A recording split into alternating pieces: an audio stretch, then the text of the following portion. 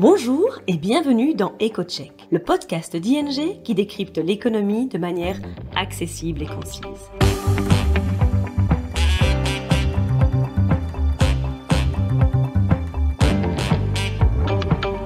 Nos experts économistes se penchent toutes les 2 semaines sur le sujet brûlant de l'actualité et on explique les conséquences économiques et financières pour vous ou votre entreprise. Aujourd'hui, votre hôte sera Charlotte de Montpellier, senior économiste chez ING.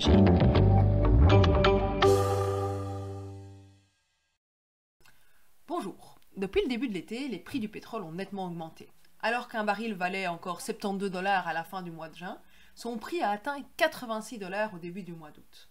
Alors, que se passe-t-il? Est-ce qu'il faut craindre une nouvelle forte hausse des prix de l'énergie dans les prochains mois?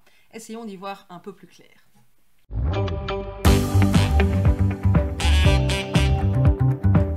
Écoutons maintenant Charlotte et son analyse détaillée. Pour bien comprendre ce qu'il se passe, il faut d'abord se rappeler que le marché du pétrole est un marché très particulier. Un cartel de pays maîtrise en fait une petite moitié de la production mondiale de pétrole et tente de se mettre d'accord pour influencer les prix en limitant la production. Quand ils font face à une baisse de la demande, par exemple suite au ralentissement économique mondial, les membres de l'OPEP+, c'est le cartel, se réunissent pour s'accorder sur de nouveaux quotas de production. En juin, ils avaient décidé, non sans difficulté, de réduire les quotas de production. Ils s'étaient mis d'accord sur un objectif de production de 40,46 millions de barils par jour pour 2024, ce qui est inférieur à l'objectif de production de 41,86 millions de barils par jour fixé en octobre de l'année dernière, pour la période allant de novembre 2022 à décembre 2023. Mais en fait, la réduction de production est bien plus importante que cela. Tout d'abord, il y a une poignée des membres de l'OPEP qui ont procédé à des réductions volontaires supplémentaires, donc au-delà des quotas. Ces réductions devraient se poursuivre tout au long de l'année 2023 et jusqu'à la fin de l'année 2024. Malgré toutes ces réductions de production, les prix du pétrole sur le marché n'ont pas vraiment arrêté de baisser. Et ça a un peu ennuyé les pays producteurs qui ont décidé d'aller encore plus loin, notamment l'Arabie Saoudite et la Russie, et qui ont encore annoncé des réductions supplémentaires de leur production de pétrole. Ça a pris un peu de temps, mais finalement, ça a conduit le marché à avoir des doutes. Est-ce que l'offre allait être suffisante pour faire face à la demande? Et ces doutes ont conduit les prix à augmenter nettement, atteignant 86 $ le baril au début du mois d'août contre 72 à la fin du mois de juin. Alors, dans ce contexte, la grande question qui se pose, c'est de savoir si l'offre est effectivement trop faible pour faire face à la demande, ce qui conduirait à garder des prix durablement à un niveau plus élevé. Et pour répondre à cette question, il faut en fait considérer plusieurs éléments. En premier lieu, il faut analyser ce que les producteurs de pétrole qui ne sont pas membres de l'OPEP envisagent de faire. S'ils produisent énormément et qu'on pense la baisse de la production des membres de l'OPEP, finalement, les prix n'augmentent pas, malgré les annonces de l'Arabie Saoudite ou de la Russie. L'un des grands pays producteurs de pétrole dans le monde qui n'est pas membre de l'OPEP, ce sont les États-Unis. Or, de ce côté-là, il apparaît que le nombre d'appareils de forage en activité a chuté d'un peu plus de 15% depuis le début de l'année, pour atteindre son niveau le plus bas depuis mars 2022. Donc il y a certainement une baisse de production de ce niveau-là, mais les États-Unis continuent à produire des niveaux records de pétrole et on s'attend à ce que ça continue pour 2023 et 2024. Donc il n'y a pas tellement de crainte du point de vue de la production en provenance des États-Unis. Elle devrait rester relativement suffisante malgré les baisses de production des membres de l'OPEP. En deuxième lieu, il faut se demander quelle est la vigueur de la demande mondiale de pétrole. Parce que la production peut être réduite fortement par l'OPEP si la demande est très faible et que les prix n'augmenteront finalement pas durablement. En fait, on est dans un monde qui n'est pas encore décarboné et la demande mondiale de pétrole est généralement corrélée à l'activité économique mondiale. Au plus l'activité est forte, au plus la demande est importante. Actuellement, selon les estimations, la demande mondiale de pétrole devrait augmenter d'environ 1,9 million de barils par jour cette année pour atteindre le niveau record de 101,8 millions de barils par jour. Plus de 60% de cette croissance attendue est due à la Chine. Donc il faut regarder évidemment ce qu'il se passe en Chine. Et en Chine, on voit que les dernières données indiquent que l'économie chinoise ne progresse pas autant qu'attendu. La Chine semble en fait avoir des grandes difficultés à avoir une reprise de son économie forte après la pandémie.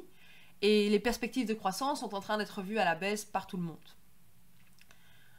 Toutefois, à l'heure actuelle, malgré les données économiques assez faibles, les chiffres relatifs au pétrole restent pour le moment assez positifs.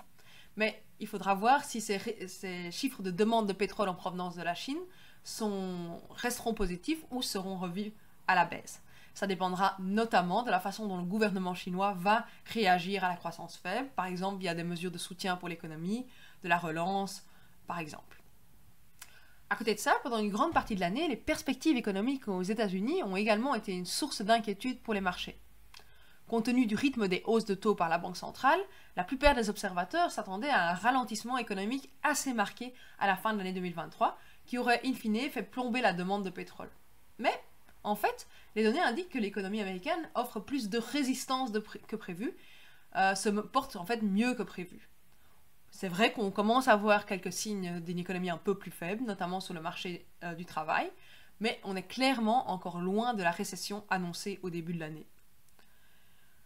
Or, un scénario économique meilleur que prévu dans la première économie mondiale relance forcément les spéculations sur la demande mondiale de pétrole pour les prochains mois. In fine, si on met tout ça ensemble, compte tenu des réductions de production annoncées par les membres de l'OPEP, de la vigueur de l'économie américaine et de la reprise difficile en Chine, on peut dire que le marché pétrolier devrait rester un peu plus tendu jusqu'à la fin de l'année 2023. Ça signifie que les prix du pétrole pourraient encore un peu augmenter à la fin de l'année pour s'établir vers 95 $ le baril, un chiffre clairement plus élevé que ce qu'on a connu les derniers mois.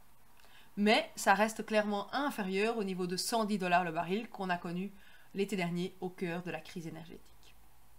Alors la question suivante, c'est de savoir si cette hausse des prix du pétrole signifie qu'il faut aussi s'attendre et craindre des hausses des prix du gaz.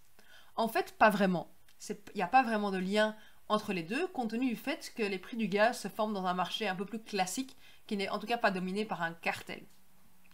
Ça signifie finalement que la demande et l'offre attendue jouent un grand rôle sur la fixation des prix. Ce qu'on sait du gaz à l'heure actuelle, en bref, c'est qu'en Europe, les stocks du gaz sont déjà pleins à 91%, ce qui est nettement supérieur à la moyenne historique, et ce qui signifie que la demande restante de gaz pour les prochains mois sera plus faible qu'une année normale. Contrairement à l'été dernier, l'Europe n'est donc pas désespérément à la recherche de gaz, et ça maintient les prix à un niveau assez faible, autour de 30 à 35 € le mégawattheure.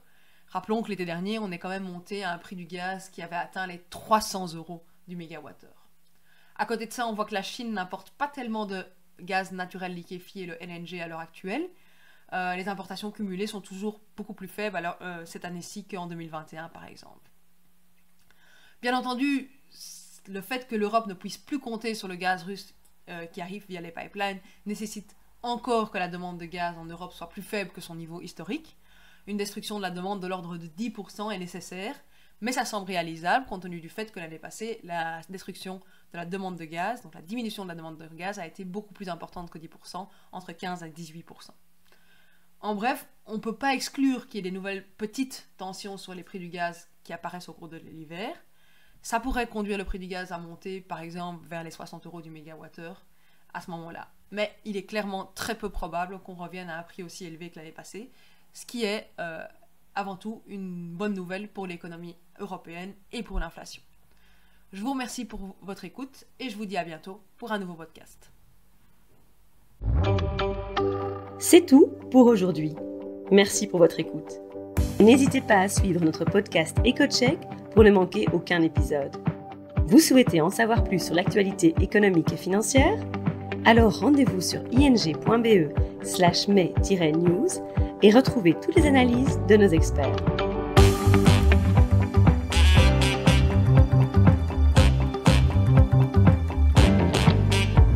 À bientôt dans EcoCheck.